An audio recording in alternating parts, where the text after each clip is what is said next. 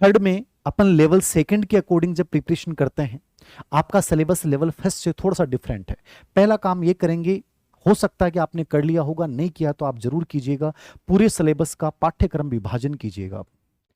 मैं आपकी जगह होता तो क्या करता वही बता रहा हूं। पाठ्यक्रम विभाजन मैं सबसे पहले करता। पूरे पाठ्यक्रम को अपने अकॉर्डिंग विभाजित कीजिए, चाहे वो 4 रूप में पाठ्यक्रम विभाजन हो सकता है। ठीक है, जैसे आपके पहला 80 नंबर का पाठ है। कितने नंबर का पाठ है? 80 नंबर का जो पाठ है उसके अंतर्गत क्या आएगा? राजस्थान भूगोल आ रहा है, राजस्थान भूगोल, राजस्थान ज्योग्राफी है, इतिहास कला संस्कृति है, कला संस्कृति है, मतलब एक चार्ट बना लीजिए आप। और भाषा है, भाषा और साहित्य। ये पार्ट है पहले। लेवल फर्स्ट में भी सबसे इंपॉर्टेंट है, आपके भी सबसे इंपॉर्टेंट है। लेवल सेकंड जो है उसको मैं मेरे अकॉर्डिंग डिवाइड कर रहा हूं, सिलेबस में अलग है, मेरे अकॉर्डिंग 35 मार्क्स के अकॉर्डिंग में डिवाइड कर रहा हूं। और इस पार्ट में आप जो डिवाइड करोगे उसमें क्या जोड़ोगे? राजस्थान सामान्य ज्ञान, जिसमें प्रतीक चिन्ह, उद्योग, फ्लैगशिप योजनाएं, ठीक है ना, राजस्थान सामान्य मतलब जीके सामान्य ज्ञान, राजनीतिक प्रशासनिक व्यवस्था, ये ठीक है एक तो। और एक पार्ट इसमें जोड़ लेना करंट को। 35 नंबर का पार्ट, ये वैसे 50 का है बट यहां मैं 35 नंबर का डिवाइड कर रहा हूं। फिर देखना 30 नंबर पे आप जो पार्ट करोगे उसको आप बनाओगे साइकोलॉजी, परिदृश्य, क्योंकि जुड़े हुए पार्ट हैं, और आईसीटी। ठीक है, ये 28% इसके आते हैं, मतलब लगभग 50 नंबर का पार्ट ये हो गया। 50 नंबर का पार्ट है, इसको अलग कर लीजिए। और लास्ट में आपका विषय और विधियां, टीचिंग मेथड, ये आपका 120 प्लस 20 यानी टोटल 140 नंबर। आप पूरे सिलेबस को 4 भागों में डिवाइड कीजिएगा, आज ही चार्ट बनाइएगा। और इस चार्ट में सबसे पहला 80 नंबर का पार्ट है राजस्थान जीके, जिसमें ज्योग्राफी, इतिहास कला संस्कृति और भाषा साहित्य आएंगी। दूसरा आप डिवाइड जो 50 नंबर का है, लेकिन मैंने इसमें परिदृश्य को साइकोलॉजी साथ जोड़ा है क्योंकि वो रिलेवेंट चीजें हैं, तो रिलेवेंट चीजों के साथ जोड़ लीजिए। ये 35 नंबर का पार्ट है लगभग सामान्य ज्ञान। इसमें आपके राजस्थान के प्रतीक चिन्ह, राजस्थान की फ्लैगशिप योजनाएं, जन कल्याणकारी योजनाएं, धार्मिक केंद्र, प्रमुख व्यक्तित्व, खेल संबंधी और जन कल्याणकारी योजनाएं हैं। ठीक है, और ये है उद्योग वाला, मतलब कुछ ज्योग्राफी के टॉपिक हैं, एक राजनीतिक और प्रशासनिक व्यवस्था। लेकिन राजनीतिक प्रशासनिक व्यवस्था बहुत डिटेल से नहीं पढ़नी है। कोई कहेगा पॉलिटी बहुत ज्यादा आएगी, नहीं, 2 या 3 प्रश्न यहां से पूछे गए थे, तो 2-3 प्रश्नों के लिए आप 50 पेज पढ़ने की कोशिश मत कीजिएगा, आप पीवाईक्यू बेसिस को पढ़ लीजिएगा। मतलब प्रोसेस पे ध्यान देना, वो टॉपिक जहां से आपकी जिंदगी बदल रही है, वो टॉपिक जो आपके रिजल्ट को बढ़ाने में योगदान दे रहे हैं, उन टॉपिक को शानदार तरीके से तैयार करो, और जिनका बहुत कम वेटेज है उनको हल्के तरीके से तैयार करो। जिस पार्ट को आप ज्यादा समय दे रहे हैं, इसका मतलब वो आपके सिलेक्शन में योगदान देगा, ऐसा आपको करना है। ये बातें सुन लीजिएगा, नोट कर लीजिएगा।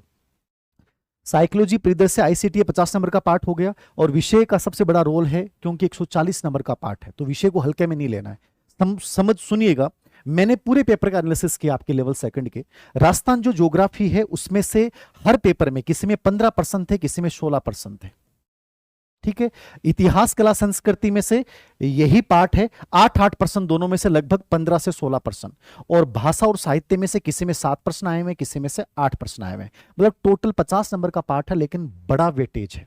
अब इस पार्ट का बड़ा वेटेज है, इसका मतलब आपको उसी तरीके से पढ़ना है। राजस्थान ज्योग्राफी का बड़ा रोल है, तो राजस्थान ज्योग्राफी की अच्छी किताब पढ़िए कि सर राजस्थान ज्योग्राफी के लिए क्या पढ़ें। तो राजस्थान भूगोल के लिए जो अधीनस्थ सेवा चयन बोर्ड का एग्जाम पैटर्न है और जहां से प्रश्न हुबहू उठाए जाते हैं, वो है हरिमोहन सक्सेना की राजस्थान ज्योग्राफी। यदि आप पढ़ सकते हो, आपके पास टाइम है, तो हरिमोहन सक्सेना पढ़िए। यदि आपको कोई गाइड अच्छी लगती है, क्योंकि अभी मार्केट में गाइडेंस सब फेल हो गई थी, आरएस परी में जो ज्योग्राफी आई है, तो अभी मैं आपको कोई गाइड इसके लिए सजेस्ट प्रॉपरली नहीं करूंगा। कोशिश करें कि आप हरिमोहन सक्सेना पढ़िए, उसके बाद कोई अच्छी गाइड आएगी तो मैं आपको अलग से टेलीग्राम चैनल धीर सिंह दाभाई ऑफिशियल पर डाल दूंगा। तो राजस्थान ज्योग्राफी है वो हरिमोहन सक्सेना से तैयार कर लीजिए। किससे कर लीजिए? हरिमोहन सक्सेना, और पेपर सेटर भी इसका प्रयोग करता है, तो याद रखना। इतिहास कला संस्कृति अच्छा पार्ट है, पढ़ सकते हैं तो हुकुमचंद जैन की हिंदी ग्रंथ अकादमी किताब पढ़ सकते हैं, आरपी व्यास की राजस्थान इतिहास कला संस्कृति पढ़ सकते हैं, डिटेल में पढ़ना है। और वरना कोई गाइड लेके आ जाइए, चाहे वो पप्पू सिंह प्रजापत की हो, ठीक है, पवन भंवरिया की हो, या कोई और आपको अच्छी लगती है।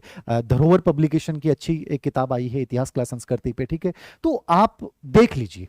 आपको जो बेटर लगता है आप गाइड को खुद चूज कीजिएगा। गाइडों में लगभग मैटर एक जैसा होता है, कॉपी पेस्ट होता है गाइडों में। बेटर है कि अच्छी किताब पढ़ सकें, वरना नोट्स बना लीजिए, आपने पहले जहां पढ़ा है वहां से पढ़ लीजिएगा। लेकिन कोशिश कीजिएगा कि राजस्थान ज्योग्राफी पढ़ी तो उसके पीवाईक्यू निकालिए। जैसे हमारी एक ऑब्जेक्टिव किताब आई थी, ऐसे हमने इतिहास के ऊपर एक ऑब्जेक्टिव किताब निकाली है, पतली सी, जो लेटेस्ट पेपर है दिनस सेवा चयन बोर्ड के, तो उनको अच्छे से निकालिए, ठीक है। ऐसे ही भाषा और साहित्य का अपना रोल है। तो भाषा साहित्य पे कला संस्कृति और भाषा साहित्य की ओम प्रकाश चौधरी सर जो आरएस है, उनकी किताब आती है पतली सी, आप देख सकते हैं, तो आपको देखनी चाहिए। अन्यथा भाषा साहित्य के ऊपर आप आरएस के लिए पेनोरमा ने भी एक बहुत अच्छी किताब निकाली थी, वो भी बढ़िया किताब है, क्योंकि इसमें डीपली प्रश्न आते हैं। इस पार्ट को आपको सबसे ज्यादा टाइम देना चाहिए, क्योंकि आपने इसको पढ़ा नहीं है, तो शुरुआत भी इसी से कीजिए, क्योंकि इससे 7 से 8 प्रश्न आते हैं और ये सिलेक्शन में बड़ा रोल अदा करते हैं। तो ये एक मैटर, आप इसका 50-80 नंबर का पार्ट है, इसको सबसे पहले बढ़िया तरीके से तैयार कर लो। ये हो गया, पहला पार्ट बता दिया मैंने। राजस्थान ज्योग्राफी हरिमोहन सक्सेना। इतिहास कला संस्कृति के लिए कोई गाइड ले सकते हैं या हुकुमचंद जैन वाली किताब ले सकते हैं समझ बनाने के लिए, ठीक है। और भाषा साहित्य कला संस्कृति के लिए आप ओम प्रकाश चौधरी सर वाली किताब ले सकते हैं। तो ये आप देख लीजिए, इससे भी बेटर कोई किताब आपको मिलती है तो आप वो फॉलो कीजिए। ये किताब तो वो है जो मैंने देखी है, जो मेरी नजर में है। हो सकता है मेरी नजर में कोई ऐसी किताब हो जो इससे भी बेस्ट हो, तो आप अपने अकॉर्डिंग आपको खुद को समझ बन जाएगी कि ये किताब बहुत बढ़िया है, इसको मुझे फॉलो करना चाहिए। बस पीवाईक्यू जरूर निकालना, वो कोई भी निकालो, चाहे उन्हीं की पीवाईक्यू ले लो, इतिहास कला संस्कृति के किसी और की ले लो, जो आपको बेटर लगती है वो लीजिए। 35 मार्क्स का जो राजस्थान सामान्य ज्ञान है, सबसे इजी पार्ट है, इसमें बहुत ज्यादा टॉपिक नहीं है, अनावश्यक मोटी गाइड मत पढ़ना। इसमें प्रतीक चिन्ह मुश्किल से 1.5 पेज का मैटर है। फ्लेक्सिब योजनाएं, जन कल्याणकारी योजनाएं, करंट को ढंग से पढ़ लिया तो ये अपने आप ऑटोमेटिकली तैयार हो गया। और ये पार्ट सबसे अच्छे से सुजस से तैयार करना है, या कोई योजनाओं की अच्छी किताब है उससे तैयार करना। औद्योगिक के अंदर आपकी ज्योग्राफी के साथ ही हो गया, धार्मिक के अंदर आपका कला संस्कृति के साथ तैयार हो गया, ठीक है। खेल पर्सन व्यक्तित्व वाला भी आपका करंट के साथ तैयार हो जाएगा, क्योंकि करंट से रिलेवेंट है। राजनीतिक और प्रशासनिक व्यवस्था पे 2 से 3 प्रश्न आए, लेकिन उसके लिए बहुत डिटेल्ड मैटर मत पढ़ना। आप चाहो तो आपके पास जो पहले से कंटेंट है वो पढ़ सकते हैं, वरना कोई अपडेट इसकी अच्छी कोई किताब आएगी तो मैं सजेस्ट कर दूंगा। अभी जो मार्केट में आई वो कंप्लीट अपडेट नहीं है, क्योंकि फ्लेक्सिब योजनाएं, जन कल्याणकारी योजनाएं ये बाद की आएंगी। अभी आप इसकी कोई किताब खरीदते हैं तो कोई सार नहीं है, क्योंकि खेल, व्यक्तित्व, उद्योग, ये जो पूरा पार्ट है वो करंट से रिलेवेंट होके आएगा। तो इसकी अभी मत खरीदना, आपके पास जो कंटेंट है मैन वो पढ़ते रहें, इसके बाद को आप इसमें तैयार कर लीजिए। कोई अच्छी अपडेट 2-3 महीने बाद जो किताब कोई अच्छी आएगी उसको आप लीजिएगा, क्योंकि ये चेंज होगा। करंट है, करंट को आप हल्का हल्का क्रोनोलॉजी से स्टार्ट कर दीजिए। करंट का स्वरूप पूरा बदल रहा है, करंट के प्रश्न बहुत जोरदार तरीके से आ रहे हैं। कोई भी करंट पढ़ रहे हो उसकी पूरी डिटेल्ड आपके पास होनी चाहिए। पुरस्कार पढ़ रहे हो, पुरस्कार का पूरा ब्यौरा होना चाहिए। योजना पढ़ रहे हो, योजना का पूरा ब्यौरा होना चाहिए। और स्पेशली स्पोर्ट्स के प्रश्न बहुत अच्छे लेवल के आ रहे हैं, अदर एक्टिविटीज पे, तो थोड़ा सा इसको उसके बदलते हुए स्वरूप से तैयार कीजिएगा। मंथली मैगजीन जरूर पढ़िए, ताकि कॉन्फिडेंस बना रहे कि मैं करंट पढ़ रहा हूँ। और लास्ट में फिर कोई भी मूमल का वार्षिकांक या कोई भी गाइड आती है उसको देख लीजिएगा। ये ठीक है, ये इस पार्ट के लिए हो गया। ये दोनों पार्ट बाद में पढ़ने वाले हैं, इसकी अभी कोई किताब मत खरीदना, इनको साथ साथ कोई करंट से पढ़ लो, अभी वैसे गाइड मत खरीदना। फिर तीसरा पार्ट है साइकोलॉजी, शैक्षिक परिदृश्य और आईसीटी। साइकोलॉजी में अवनी की किताब लेटेस्ट कल से मार्केट में उपलब्ध हो जाएगी, चाहे तो आप वो ले सकते हो, बदलते हुए पैटर्न के अकॉर्डिंग निकाली है। और उसमें मैंने अधीनस्थ सेवा चयन बोर्ड के लास्ट में प्रश्न डाले हैं, क्योंकि अधीनस्थ सेवा चयन बोर्ड का एग्जाम दे रहे हो तो आपको पता चलना चाहिए अधीनस्थ सेवा चयन बोर्ड के पेपर कैसे आते हैं।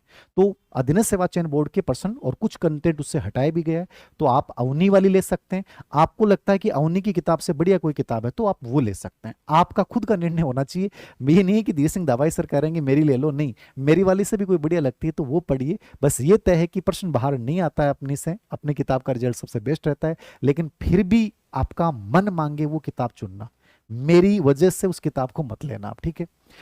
परिदृश्य का इंपॉर्टेंट रोल है, क्योंकि 8% इसमें से आते हैं। साइकोलॉजी 20 नंबर का हो गया। परिदृश्य, परिदृश्य अपडेट एडिशन इंतजार कीजिए। अभी मार्केट में मैं 3-4 एडिशन लेके आया था कि देखने के लिए कौन सी बुक अच्छी है, लेकिन सब में पुरानी चीजें डाल रखी थी, इसलिए मैं कोई किताब सजेस्ट नहीं करूंगा। यदि आपको कोई लगता है अच्छी किताब आई है तो देख लीजिएगा। परिदृश्य को हम भी यानी मैं भी तैयार कर रहा हूं, लेकिन उसमें टाइम लगेगा 8 से 10 दिन और, क्योंकि कंप्लीटली नवाचार, कंप्लीटली योजनाएं, इन सबको नया रूप दे रहे हैं, प्लस आरटी 2009 को थोड़ा सा डिटेल्ड बना रहे हैं, क्योंकि इसका बड़ा रोल है। तो अवनी वाली जो आएगी वो 10 दिन बाद में आएगी, उससे बढ़िया यदि कोई किताब पहले आपको आ जाती है और उसके बाद भी आती है तो आप देख लीजिएगा। नवाचार के 8 प्रश्न आएंगे, तो अभी इंतजार कीजिए, मार्केट में कोई अभी किताब अच्छी नहीं है। अपडेट आएगी। आईसीटी पिछली बार 9th और 10th की किताबों से पूछा गया था, प्रैक्टिकल पूछा गया था। आपको कंप्यूटर समझ में आता है तो बढ़िया बात है, खुद पढ़ लीजिए, वरना कोई पर्टिकुलर छोटा मोटा कोर्स ले लो, ठीक है। यद्यपि हमने भी जारी किया, बट उससे भी कोई बढ़िया आपको मिलता है तो आप ले सकते हैं, बट इसको देख लीजिएगा क्योंकि 5% है। 5% के लिए बहुत ज्यादा कंटेंट भी नहीं पढ़ सकते, लेकिन छोड़ भी नहीं सकते, क्योंकि थर्ड ग्रेड एक ऐसी एग्जाम है जहां जो ऑलराउंडर प्रतिभा दिखाएगा वो बनेगा। यहाँ एक पक्ष ही नहीं चल सकता कि आपका विषय अच्छा से नहीं, आपका साइकोलॉजी भी अच्छा, परिदृश्य भी अच्छा, आपका करंट भी अच्छा, आपका जीके भी अच्छा, आपका सब्जेक्ट भी अच्छा, आपका मेथड भी अच्छा। जो ऑलराउंडर प्रदर्शन करेगा वो ग्रेड 3 में टीचर बनेगा। तो थोड़ा सा ये देखना है। तो ये आईसीटी वाला आप वो 9th-10th वाली किताबों से पिछली बार हुबहू पूछा गया, वो किताब पढ़ सकते हो तो पढ़ लेना, वरना कोई पतली बुकलेट आएगी तो मैं सजेस्ट कर दूंगा। अब बात करते हैं अपन विषय और शिक्षण विधियों की। देखो, विषय और शिक्षण विधियों का बड़ा रोल है लेवल सेकंड में। आपके सबके अलग अलग विषय हैं, वो तो कॉमन पार्ट है जो आपको तैयार सबको करना है। अब मान लीजिए आप हिंदी के हैं तो हिंदी के लिए क्या बेस्ट पढ़ें। अभी देखो मार्केट में वैसे गाइडें तो आई नहीं है, सबसे बेस्ट तो है कि रीट का जो ग्रेड 3 का पैटर्न है वो पूरा राजस्थान बोर्ड की बुक्स पे आधारित है। तो आप राजस्थान बोर्ड की जो आरबीसी बोर्ड की किताबें हैं जो एनसीईआरटी फिलहाल चल रही है, इसको सबसे अधिक फॉलो करना आप, ये मेरी पर्सनल राय है। फिर भी कोई गाइड आपको अच्छी लगती है, कोचिंग कर रहे हैं तो कोचिंग के नोट्स को ही पढ़ना, बाकी मत पढ़ना, बस पीवाई क्यों निकाल लेना। अच्छी कोचिंग है, अच्छा कंटेंट पढ़ाया जा रहा है, वरना मत टेंशन लेना। जहां आपको संतुष्टि होनी चाहिए कि बेस्ट है तो फिर उसके बाद बदलना मत। हिंदी विषय के लिए आप राजस्थान बोर्ड वाली जो किताब है या कोई भी व्याकरण राघव प्रकाश की पढ़ सकते हैं। एक जो हमारे मित्र है मैया सर, उनकी भी बहुत अच्छी किताब आती है इनके ऊपर, वो आप देख सकते हैं। व्याकरण वगैरह साहित्य वगैरह अच्छा मैटर डाला है, तो मैया सर वाली किताब देख सकते हैं इसके ऊपर। हिंदी मेथड के ऊपर अवनी की हमने निकाली थी, रीट में भी उससे सभी प्रश्न आए, तो अवनी की जो हिंदी मेथड की किताब है वो देख सकते हैं, या इससे बेटर कोई मिलती है तो वो देख लीजिएगा। मेथड बहुत आसान आता है थर्ड ग्रेड में, और 5 ही टॉपिक हैं, विधियां, चुनौतियां, निदानात्मक, उपचारात्मक शिक्षण और मूल्यांकन। बस पीवाई को जरूर पढ़ने, तो इसमें दोनों चीजें डाल रखी हैं। दूसरा आता है इंग्लिश आपका, तो इंग्लिश के लिए क्या पढ़ें। तो इंग्लिश की पिछली बार जो बच्चों को मैंने सजेस्ट किया था और बच्चों ने अच्छा पाया था, देखो बीके रस्तोगी तो बेस्ट है। बीके रस्तोगी की जो किताब आती है वो सबसे बेस्ट है, इनकी टीचिंग मेथड की भी आती है और वैसे भी अच्छी आती है, तो यदि ये मिल जाती है तो ये पढ़ लीजिए। अन्यथा आप कोचिंग कर रहे हैं, उस कोचिंग के नोट्स आप पढ़ सकते हैं। जो कहीं भी ऑनलाइन कोर्स ले रखा तो ऑनलाइन पढ़ लीजिए, बट बीके रस्तोगी इसकी अच्छी किताब है, टीचिंग मेथड भी इनका अच्छा आता है, तो वो इंग्लिश की देख सकते हो आप। बात करते हैं अपन इंग्लिश के बाद एसएसटी की। एसएसटी में क्या पढ़िए, देखिए पिछली बार जो एसएसटी का पैटर्न था वो राजस्थान बोर्ड की बुक्स के आधार पे पेपर आया था। तो राजस्थान बोर्ड की बुक्स जो हैं स्पेशली 6 से लेके 10 तक की तो पढ़नी है, जो टॉपिक सिलेबस में वो पूरे नहीं पढ़ने, 6 से 10 तक के जो टॉपिक सिलेबस में वो पढ़िए। और 11वीं 12वीं की कुछ किताबें हैं उनमें भी कुछ टॉपिक यहां से मिल जाएंगे। यदि आप ये मेहनत कर सकते हो तो इससे बढ़िया कुछ नहीं है।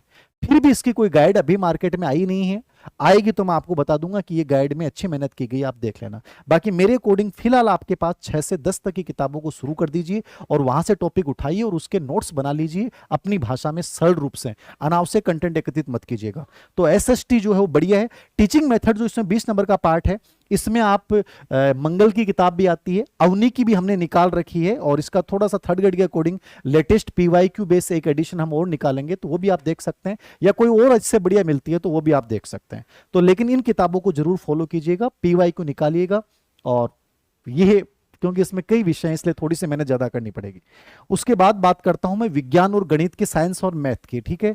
तो विज्ञान और गणित के लिए क्या पढ़ें, तो जो मेरे पास सजेशन आया है विज्ञान गणित को लेकर, साइंस और मैथमेटिक्स को लेकर, विज्ञान के लिए एनसीईआरटी आपको पढ़नी चाहिए, लेकिन एनसीईआरटी आप नहीं पढ़ पाते हैं तो देखो कोई गाइड जिसमें एनसीईआरटी का सार हो वो देख सकते हैं। एक इस पे हेमराज जी सर की एनसीईआरटी का सार संग्रह है ऑब्जेक्टिव, ठीक है, ये बढ़िया किताब है, इससे आपको लगभग ये पूरी साइंस आपकी तैयार हो जाएगी। मैथ के लिए मथुरिया की जो किताब आती है वो ठीक है, ठीक है ना, मथुरिया की किताब आती है, इसमें मेथड भी है और ये भी है, तो ठीक मैटर आता है इनका। पिछली बार बच्चों ने पढ़ा था, अच्छा फीडबैक था, तो वो देख सकते हैं। एक स्माइल पब्लिकेशन की भी इसके ऊपर बुक्स निकली हैं, विज्ञान गणित दोनों की गाइड के रूप में, देख लीजिएगा, मैंने देखी नहीं है बट बच्चों ने कुछ ने बताई थी, स्माइल पब्लिकेशन की आई रामोतार भदाला की, तो वो भी आप देख सकते हैं। मथुरिया, रामोतार भदाला या और कोई अच्छी किताब है यूएस शेखावत आरबीडी पब्लिकेशन से आती है, वो भी आप देख सकते हैं, अच्छी किताब है, तो इसको आप फॉलो कीजिएगा। ऑब्जेक्टिव में हेमराज जी सर के ले आइएगा, अच्छी किताब है उनकी, जिसमें इसमें पूरे पीवाईक्यू में पूरा एनसीईआरटी का सार है। तो इससे क्या है कि साइंस आपकी कंप्लीटली तैयार हो जाएगी। टीचिंग मेथड पे हम भी इस पे प्रयास कर रहे हैं कि अच्छा एडिशन आए, क्योंकि हिंदी का आल रखा है, गणित का हमने पहले निकाल दिया था, गणित विज्ञान दोनों का कंबाइंड निकालने का प्रयास करेंगे। बट आप फिर भी मार्केट से कोई किताब ले लेना है, रेट में जो पढ़ा है वो भी पढ़ लोगे तो बहुत है। मतलब टीचिंग मेथड रेट वाले ही आपके काम आ जाएंगे। फिर बचता है संस्कृत, जो मेन विषय है। संस्कृत के अंतर्गत भाई मुझे ज़्यादा नॉलेज नहीं है, लेकिन जो पिछली बार बच्चे सिलेक्ट हुए उनसे मैंने चर्चा की।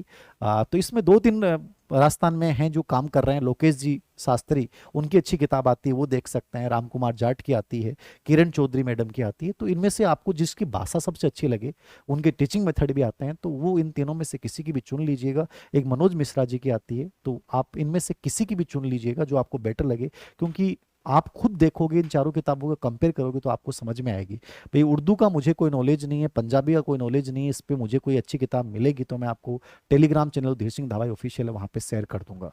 तो ये आपके सब्जेक्ट के अकॉर्डिंग रणनीति है। टीचिंग मेथड बहुत मुश्किल नहीं है, आसान है, बस पीवाईक्यू भी देख लोगे तो हो जाएगा। सबसे बड़ी चीज है, थर्ड ग्रेड एग्जाम छोटा नहीं है, बड़ा है। कंपटीशन आसान नहीं है, मुश्किल है, लेकिन सही दिशा में चलोगे, सही कंटेंट के साथ चलोगे तो आसानी से लग जाओगे। ये गोल्डन चांस है मेरे अकॉर्डिंग, क्योंकि बार बार तैयारी करना बड़ा मुश्किल काम होता है। तो एक बार अच्छे से कर लीजिए, ढंग से पढ़ लीजिए, लग जाओगे। और जॉब लगना सबसे बड़ी प्रायोरिटी होनी चाहिए। उसके बाद आप सेकंड ग्रेड करो, ग्रेड फर्स्ट करो, आपकी मर्जी है। तो मेरे अकॉर्डिंग ये मेरे कुछ सुझाव हैं, इनको आप फॉलो करते हैं तो निश्चित रूप से अपन आने वाले वर्ष 2026 में पेन के साथ मिलेंगे। आप कितने बच्चों को पेन लेना है ये आप जानते हैं। वास्तव में तुमने यदि पक्का इरादा कर लिया है तो तुम 100% पहुंच जाओगे, अन्यथा तो वही बातें हैं, हम फिर रिट की तरह कि सर ये हो गया वो हो गया। तो ये शिकायतें आपको करनी है या आपको इस वक्त को और अपने भविष्य को बदलना है, ये तुम्हें तय करना है। तो आप सभी को शुभकामनाएं ग्रेड थर्ड के लिए। और कोई अच्छा कंटेंट आएगा तो मैं सजेस्ट कर दूं। Thank you very much.